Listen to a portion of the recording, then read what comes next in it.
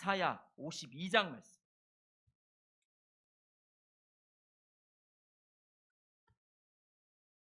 이사야 52장 1절, 2절 좀 보겠습니다. 우리 같이 합독하겠습니다. 너 시온아 깨어라, 깨어라, 힘을 내어라. 거룩한 성 예루살렘아, 아름다운 옷을 입어라. 이제 다시는 할례받지 않은 자와 부정한 자가 너에게로 들어오지 못할 것이다. 예루살렘아, 먼지를 털고 일어나서 보좌에 앉아라. 호로된 딸 시온아, 너의 목에서 사슬을 풀어내어라. 아멘. 본문은 이사야 52장 1, 2절을 읽었지만 저는 여기서 옷이라는 단어를 좀 끄집어내고 싶었습니다. 그래서 오늘 설교 제목은 52장 1절 중간 부분에 나와 있는 아름다운 옷을 입어라, 옷을 입어라 라는 그런 제목을 가지고 우리 잠깐 하나님의 말씀을 좀 묵상했으면 좋겠습니다. 하나님의 그 사랑을 우리가 좀 이렇게 나누고 한다는 게 많이 어렵잖아요.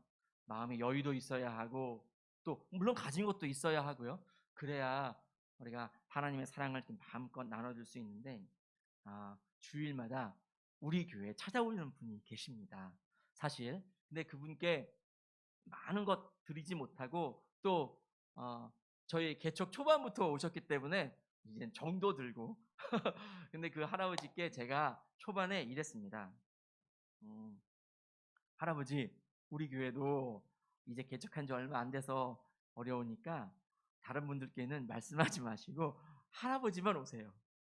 그러면 제가 정말 할아버지께는 물론 풍성하게 많이 못 드리지만 그래도 정성껏 이렇게 할 테니까 다른 분들께는 말씀하지 말아주세요.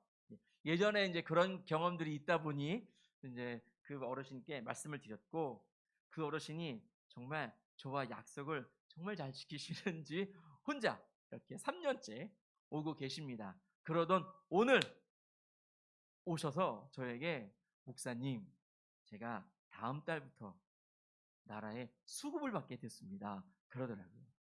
그래서 제가 목사님 참 기도해 주셔서 감사합니다. 안 오시겠다는 소리잖아요. 그래서 어떻게 해야 되나 하다가 정말 감사하네요. 정말 은혜네요. 정말 감사하네요. 축하드려요. 어르신 꼭 건강하세요. 그 어르신 말씀. 제가 교회 꼭 예배 드리러 올게요. 그러더라고요. 물론 예배 드리러 오신다는 분들이 지금까지 손으로 셌으면 한 100명은 넘을 텐데 아무튼 그렇게 조금씩 변화하는 그런 게 참 감사하더라고요. 주의 사랑을 정말 이만큼씩 이렇게 도와드렸는데 그래도 그냥 괜히 그것에 감사해서 어르신이 안 오셔도 될 텐데 오셔서 감사하다고 인사하시는 게 되게 오늘 아침에 감격스러웠습니다. 주의 그 사랑을 나눈다는 것은 이러한 결론이 있기 때문이 아닌가라는 생각을 잠시 해봤습니다. 오늘 우리는 모든 것 다 허락해 주신 그 하나님의 사랑을 지금 우리가 받고 이 자리에 나와 있습니다. 그리고는 그 주님이 우리들에게 너도 옷을 입어라 라고 권면하고 계십니다. 그 권면의 말씀을 우리가 좀 받아들이기를 원합니다. 사실 제가 감히 옷 이야기를 할 수는 없는 입장인데 전 정말 옷도 못 입고 뭐 할 수도 없고 이제 옷 사야지 그리고 막 하다 보면 어느 순간 제 손에는 그냥 면티 3장이 들려있고 그렇습니다. 옷도 잘 못 사고 잘 못 입고 뭐 그렇다고 제가 옷빨이 좋거나 몸빨이 좋거나 뭐 그런 것도 아닌데 저는 뭐 패션은 언급할 수 없는 사람인데 그래도 오늘은 옷 이야기를 한번 해보겠습니다. 생각해보면 옷은 좀 많은 이미지를 갖고 있는 것 같습니다. 제가 왜 작년인가 재작년인가 한 집사님한테 그런 뉘앙스의 말 들었다 그랬잖아요. 목사님인데 그런 말 들었다 그랬잖아요. 목사다운 복장을 하고 있기를 원하는 것이 다른 사람들이 생각할 때의 그런 모습이잖아요. 목사는 이런 건 있어야 돼. 이런 옷은 좀 입고 있어야 돼. 뭐 그런 게 있는 것처럼 어떤 상황, 어떤 시간, 여기 이런 거에 맞춰 자기의 지위 이런 거에 맞춰서 각각 입어야 하는 옷들이 좀 있는 것 같습니다. 뭐 그런 것들이 너무 구태의연하다, 너무 그 뭐 보수적이다 이럴 수도 있지만 그거는 뭐 진보적인 생각을 갖고 있는 사람들도 아마 혀를 찰 것 같습니다. 앞에 딱 서 있는 사람이 막 염색도 희한하게 하고 머리 모양도 희한하게 하면 어쨌든 이상하게 쳐다볼 것 아니겠습니까? 그러니까 옷은 그러한 이미지가 있습니다. 딱 이 옷을 입고 있으면 저 사람은 이런 일 하는 사람인가? 뭐 그런 생각을 하겠잖아요. 예전에 저는 정치 이야기 잘 안 합니다만 오늘 정치 이야기도 아니지요. 유시민 선생이 국회의원 처음 돼가지고 왜 초선 국회의원을 앞에 나와서 인사하세요 뭐 그런 것이 있나 보죠. 근데 그때 그 유시민 선생이 개량 한복을 입고 갔잖아요. 개량 한복을 입고 가니까 상대 진영에 있는 사람들이 에이, 저거 뭐냐고 막 이러면서 인사하는 시간을 그 다음 날로 미뤘다는 그 유명한 일화가 있습니다. 국회의원은 뭔가 좀 깨끗하게 딱 반듯한 넥타이도 메고 양복을 입고 그래야 되는데 그것을 좀 깨보고자 싶었는지 아니면 뭐 국회의원이 별거야? 라고 생각을 했는지 그분은 그렇게 좀 가벼운 옷을 입고 갔고 급기야 그분 때문에 하루가 미뤄져 가지고 인사하는 그런 일들이 벌어졌다고 그런 것도 있습니다. 오늘 읽은 이 본문 말씀도 마찬가지입니다. 옷을 입어라 라고 할 때 이것을 통해서 앞과 뒤가 분위기가 바뀔 거다라는 걸 우리가 쉽게 알 수 있습니다. 너가 예전에 포로의 옷을 입고 있었느냐? 그렇다면 이젠 아름다운 옷을 입고 너가 주인의 삶을 살아라. 너가 지금 그렇게 찢어진 옷을 입고 폐허가 된 예루살렘처럼 그렇게 살고 있느냐? 아름다운 옷을 입고 이제 재건될 예루살렘을 꿈꿔라. 아마 그러한 말씀을 이스라엘 백성들에게 하시는 것 같습니다. 옷이라고 표현된 이 단어는 레위기에서 여러분 청색 보자기, 뭐 무슨 자색 보자기 이런 거 아시지요? 보자기가 이 똑같은 단어입니다. 그러니까 이 옷이 뭐 레위기에서는 정말 그 아주 화려한 고급스러운 보자기로 표현이 되어 있습니다. 그러고 보니까 우리가 명절 때에 속 내용은 어떨지 몰라도 겉에 아주 귀한 보자기, 아주 멋스러운 보자기로 아주 매듭도 잘 짓고 하면 그 선물 값어치가 올라가는 것 같은 우리가 보자기, 이 포장지, 옷 이거 하나 잘 입어도 우리의 바라보는 사람들의 생각이 달라지는 그러한 모습입니다. 그러나 오늘 이 본문과 또 여러 앞으로 볼 성경 말씀을 통해서 옷은 우리에게 이러한 의미로 다가오겠구나라는 걸 조금 깨달았으면 좋겠습니다. 그 중에 오늘 저는 두 가지만 끄집어내려고 합니다. 첫째, 우리는 그렇다면 이 누구의 옷을 입어야 하느냐? 나의 옷, 내가 준비한 나의 옷을 입어야 하느냐? 아니면 우리 기독인이니까요. 하나님이 만들어 주신, 하나님이 준비해 주신 옷을 입어야 하느냐? 그것입니다. 말씀 보겠습니다. 창세기 3장 말씀을 보시면 거기에 인류 최초의 인간 두 명이 나오고 그들이 선악과를 따먹는 죄를 범한 말씀이 나옵니다. 창세기 3장 그런데 그 중에 7절 말씀 우리가 같이 한번 읽어보겠습니다. 창세기 3장 7절입니다. 읽겠습니다. 그러자 두 사람의 눈이 밝아져서 자기들이 벗은 몸인 것을 알고 무화과 나무 잎으로 치마를 엮어서 몸을 가렸다. 아멘. 창세기 1장과 2장은 하나님의 창조 이야기가 나옵니다. 그리고 3장에 가면 인간의 죄 이야기가 나오죠. 인간이 죄를 범하면서 첫 번째로 한 것이 무화과 나무 잎사귀로 치마를 엮어 만든 것이었습니다. 창작을 하기 시작했다는 것이죠. 인간이 긍정적으로 보자면 드디어 인간이 지혜로 자신들이 물건을 만들게 되었구나, 창작하게 되었구나 라고 볼 수 있습니다. 그냥 이렇게만 끝나면 그렇게 볼 수 있어요. 그러나 하나님은 저기 뒷부분에 또다시 옷이라는 단어를 끄집어내어서 무화과 나무 잎사귀로 만든 그 치마는 잘못된 거다라는 것을 확실하게 알려주고 계십니다. 사람은 내가 할 수 있다라는 그런 착각에 빠질 수 있습니다. 부끄러워요. 그래서 딱 보이니까 무화과 나무 잎사귀가 있어요. 그걸로 얼기설기 엮었을지언정 가릴 수 있었다라는 것이죠. 할 수 있구나라는 생각을 착각에 빠질 수 있다는 거예요. 그러나 우리의 먼저 우리의 그 기본 이야기 해볼까요? 여러분 아멘 할 준비하시고, 우리의 구원은 하나님께만 있는 줄 믿습니다. 예수 그리스도의 보혈로 인해서 우리가 구원을 받았고 영원한 생명을 받게 되는 줄 믿습니다. 내가 아무리 착하고 법 없이 살 수 있는 인간이다 할지라도 하나님이 아니면, 예수 그리스도가 우리 마음속에 계시지 않으면 우리는 구원받을 수도 없고 영원한 생명을 누릴 수도 없는 그런 약해 빠진 존재입니다. 하나님이 그것을 지금 말씀을 통해서 알려주고 계십니다. 창세기 3장 21절 말씀, 우리 같이 읽겠습니다. 주 하나님이 가죽옷을 만들어서 아담과 그의 아내에게 입혀 주셨다. 아멘. 하나님이 개입하셔야 우리들의 삶이 완성되는 줄 믿습니다. 하나님께서 역사하시는 그 가죽옷이라는 그런 이미지가 갖고 있는 무한함,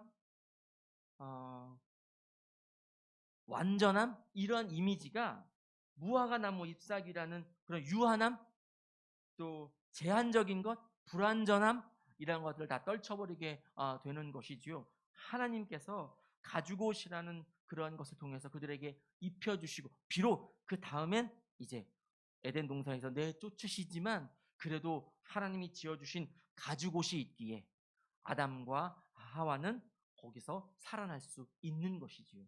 하나님이 이 가죽옷이라는 것을 통해서 내가 너와 함께한다, 내가 너에게 능력을 준다, 내가 늘 너에게 역사하리라 라고 하는 그런 말씀의 그 사랑의 은혜의 표현인 줄 믿습니다. 주님이 우리들이 할 수 있는 것, 나는 신 없이도 할 수 있다, 그래서 니체가 말한 것처럼 신은 죽었다, 이렇게 극단적인 표현까지. 그러나 하나님이 없으면 우리는 그저 무화과 나무 잎사귀로밖에 치마를 만들 수 없는 그런 유한한 불완전한 존재임을 알아야 하겠습니다. 하나님이 모든 것 가운데서 역사하시고 개입해 주시는 것, 그것에 감사합니다 라고 머리 조아리는 것이 바로 우리가 가져야 할 올바른 신앙관인 줄 믿습니다. 그 믿음으로 오늘도 우리가 주님을 향하여 주님과 함께 전진할 수 있었으면 좋겠습니다. 그런데 옷은 또 아까 제가 말씀드린 것처럼 사람을 만드는 것도 같습니다. 뭔가 단정하게 옷을 딱 입고 있으면 저도 막 어깨 쫙 펴고 있어야 될 것만 같고, 또 남자들은, 저는 그렇습니다만 군복을 입으면 다 개가 된다고, 군복만 입으면 더러운 바닥에서 철퍼덕 자라앉고요. 그렇습니다. 옷이 사람을 만드는 건가 한번 생각해 봤습니다. 성경을 말씀을 보면 옷 때문에 사람의 인생이 바뀌고 옷 때문에 사람이 올바로 서는 것들이 왕왕 나옵니다. 그 중에 조금 말씀을 우리가 봤으면 좋겠습니다. 대사사 중에 기드온이라는 사사가 있습니다. 기드온, 그러면 우리는 말씀을 다 읽었고 하니까 용맹스러운 사람, 전쟁에 승리한 사람, 그렇지만 또 앞부분에는 되게 쪼잔한 사람, 유약한 사람, 이렇게 상반된 이미지를 우리가 갖고 있잖아요. 성경 말씀에는 똑같이 그렇게 나와 있습니다만, 그 쪼잔했던 사람, 유약했던 사람이 어떻게 용맹스러운 사람, 전쟁에 승리하는 그러한 사람으로 바뀔 수 있었는가.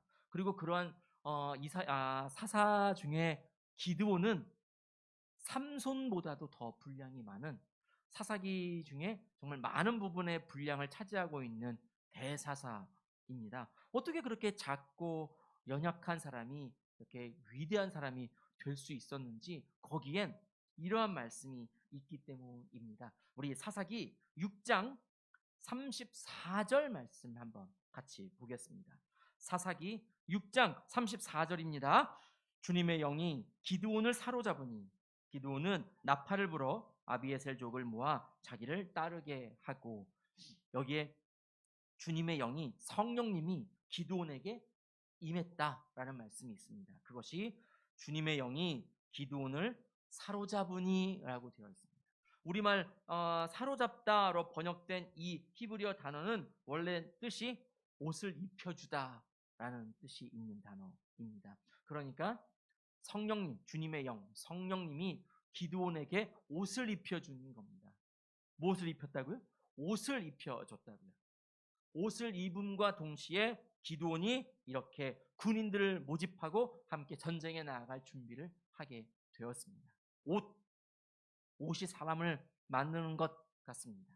그런 연약했던 그런 사람에게 물론 옷이라는 그런 이미지를 통해서 성령님이 임하신 거겠지만 성령님이 그 기드온에게 옷을 입혀주니까 기드온이 용맹한 사람으로 바뀌게 되었다라는 말씀을 우리는 이것을 통해서 알 수 있습니다.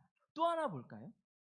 선생님 엘리야만 졸졸 따라다니던 엘리사가 선생님의 그 망토를 가지고 나면서부터 능력 행하는 능력의 사명감을 감당하는 자가 되었잖아요. 열왕기하 2장 13절 말씀 한번 보겠습니다. 열왕기하 2장 13절 14절 말씀 우리 같이 읽겠습니다. 그리고는 엘리야가 떨어뜨리고 간 겉옷을 들고 돌아와 요단 강가에 서서 엘리야가 떨어뜨리고 간 그 겉옷으로 강물을 치면서 엘리야의 주 하나님 주님께서는 어디에 계십니까 하고 외치고 또 물을 치니 강물이 좌우로 갈라졌다. 엘리사가 그리로 강을 건넜다. 아멘. 엘리사는 그전엔 그저 엘리야 선생님만 따라다니는 그런 제자였습니다. 글쎄 제자일지도 제자가 아닐 수도 있지 않을까요? 너무 신경도 안 쓰셨던 것 같은데 말씀을 보면. 그런데 엘리사가 하늘로 승천하는 선생님 엘리야를 바라보면서 원망 섞인 그런 막 소리를 지르고 그러니까 하늘에서 똑 엘리야의 그 겉옷이 떨어졌다 그런 말씀이 있고 그 겉옷을 짚고 이제 돌아가는 그 순간부터 엘리사는 요단 강물을 그렇게 막 좌우로 가르는 그러한 능력의 사역자가 되었다는 것이죠. 옷이 사람을 이렇게 바꾸고 있습니다. 물론 우리는 다 알고 있습니다. 옷이 능력을 행하는 것은 아니었을 겁니다. 성령님이 그와 함께 하시고 하나님이 그와 함께 하시니까 그가 능력자가 되었다는 것이겠지요. 비단 바울이 손수건을 떨어뜨렸는데 손수건을 만지는 사람마다 다 병이 나았다. 이런 말도 우리는 알지만 바울이 능력을 갖게 된 것도 성령님 하나님께서 역사하시기 때문인 줄 믿습니다. 그러므로 우리도 올바른 옷을 입고 나아가야 되겠습니다. 능력의 그 옷을 우리가 갖춰 입어야 하겠습니다. 우리가 준비할 수 있나요? 우리는 무화과 나무 잎사귀밖에 준비할 수 없는 존재입니다. 그러므로 하나님께 엎드리고 우리 주님이 허락해 주신 그런 옷을 받고자 성령님이 우리들에게 옷을 입혀 주시기를 우리가 받고자 그렇게 나아가기를 원합니다. 주님이 우리의 삶을 우리의 운명을 변화시켜 주실 줄 믿습니다. 그런가 하면 출애굽기 29장에는 하나님께서 모세를 통해서 명령하신 것이 있습니다. 출애굽기 29장 29절 말씀 한번 볼까요? 출애굽기 29장 29절 우리 같이 읽겠습니다. 아론의 거룩한 옷은 그의 자손들에게 물려주어서 그들이 제사장 위임식 때에 그것을 입고 기름 부음을 받게 하여라. 아멘. 아론이 입었던 그 옷을 자손 대대로 물려줘라. 곧 아론의 옷에 있는 대제사장이라는 그 위엄성을 이제 너희 자손들도 알게 하라. 그리고 그것을 받게 하라. 물려받게 하라. 그리고 실제로 민수기 20장 말씀에는 아론의 아들 엘르아살에게 그 옷을 입혀주는 말씀이 나옵니다. 그러므로 엘르아살은 대제사장이 되었다라는 것이지요. 이렇게 옷이 사람을 만드는 것처럼 보이기도 합니다. 그러한 그 옷이라는 것을 통해서 옷은 눈에 보이니까요. 연약한 우리는 눈에 보이는 것에 흔들리게 되어 있으니까요. 하나님이 우리들의 그러한 마음을 이용하셔서 그래 옷이라는 그 눈에 보이는 그러한 도구로 내가 너에게 다가가리라 그렇게 말씀하시는 것만 같습니다. 그 옷을 통해서 엘르아살이 운명이 바뀌었고 엘리사의 사역이 바뀌었고 기드온의 역사가 바뀌었다라는 것이죠. 옷을 통해서 말입니다. 그렇다면 우리는 어떠한 옷을 준비하여야 우리들의 운명이 바뀌고 우리들의 나아갈 그러한 정체성이 바뀌고 그렇게 될까요? 누가 준비한 옷을 입어야 할까요? 성령님, 하나님이 준비한 옷을 입고 우리가 나아가야 그렇게 우리의 운명이 바뀌게 될 줄로 믿습니다. 기쁜 마음으로 주님만 의지하고 나아갔으면 좋겠습니다. 이때 제가 이제 그 찬송가를 해야 되는데 찬송가 가사가 너무 생각이 안 나서 지금 그러고 있습니다. 우리 예수님이 다시 오실 때 우리가 옷을 갈아입고 그 마지막 때를 기다리는 자로 나아가야 되는데 정말 이 찬송이 생각이 안 납니다. 우리 그 아시는 분은 댓글로 댓글 또 사용 안 하는 걸로 해놔서 댓글 안 되니까 저에게 카톡으로 알려주셨으면 좋겠습니다. 사람이 이러게 있습니다. 삶에 찌들고 왜 사람들이 그러잖아요. 사회에 있다 보면 삶에 찌들고 너가 저거 사회에 물들었구만 이런 말도 듣고요. 우리가 살면서 우리의 갇혀 있는 옷도 뭐 공기가 더러우니까 와이셔츠도 목 뒤에 때가 하루가 지나면 다 이제 묻고 이런 것처럼 옷은 더러워집니다. 그러면 그 옷은 빨겠지요. 그렇다면 우리가 보이지 않는 그 옷들은 우리가 어떻게 해야 되냐는 것이지요. 스가랴 말씀을 보시면 여기에 대한 말씀이 살짝 나옵니다. 우리 스가랴 3장 4절만 한번 읽어볼까요? 스가랴 3장 4절 우리 같이 읽겠습니다. 천사가 자기 앞에 서 있는 다른 천사들에게 그 사람이 입고 있는 냄새나는 더러운 옷을 벗기라고 이르고 나서 여호수아에게 말하였다. 보아라, 내가 너의 죄를 없애준다. 이제 너에게 거룩한 예식에 있는 옷을 입힌다. 아멘. 지금 하나님 나라에서 재판이 벌어졌습니다. 재판정에는 하나님이 앉으셨겠지요. 그리고 어, 뭐 원고 측, 피해자 측, 뭐 모르겠습니다만 그쪽에 한쪽에는 여호수아 제사장이 있고 또 한쪽에는 사탄도 있습니다. 스가랴 3장 1절부터 여러분 쭉 읽어보시면 나옵니다. 그런데 문제는 지금 여호수아에게서 냄새가 나는 겁니다. 하나님의 그 재판장 아래에 있는데 여호수아가 냄새나는 더러운 옷을 입고 그 재판정에 섰다라는 것입니다. 그때 여호수아 제사장은 아무것도 할 수 없습니다. 냄새나는 더러운 옷을 입고 있으니까요. 죄인의 몸으로 지금 이 자리에 나와 있습니다. 제사장이거든요. 1년에 한 번씩, 4번씩인가요? 지성소에 들어가야 되고 성소 안에 들어가야 되고 사람들의 그런 죄를 깨끗하게 정결케 해주는 그런 예식, 제사 의식을 진행해야 되는 이 제사장에게서 냄새가 나는 더러운 옷을 입고 있다는 것이지요. 그런데 그때 여호수아에게 제사장 여호수아에게 천사들이 하나님께서 너희 죄를 없애준다고 말씀하셨다는 것이죠. 그것에 비추어서 거룩한 예식에 입는 옷을 너에게 입혀준다라는 거예요.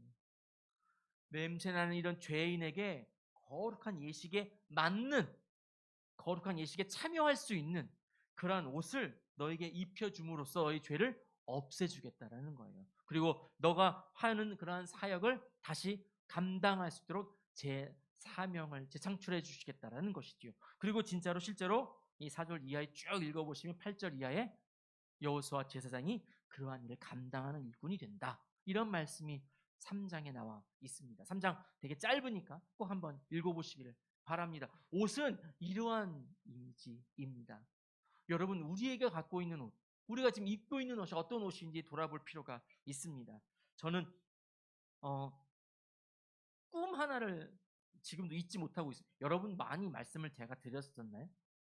어, 영몽같이 저에게 다가온 꿈이 하나 있는데 하나님이 책망하는 꿈이라 조금 그렇습니다만 제가 아는 목사님 두 분과 그 가운데 아주 빛이 하나가 서 계셨습니다. 그런데 그 중에 제가 아는 목사님 두 분 중에 더 젊은 목사님이 저에게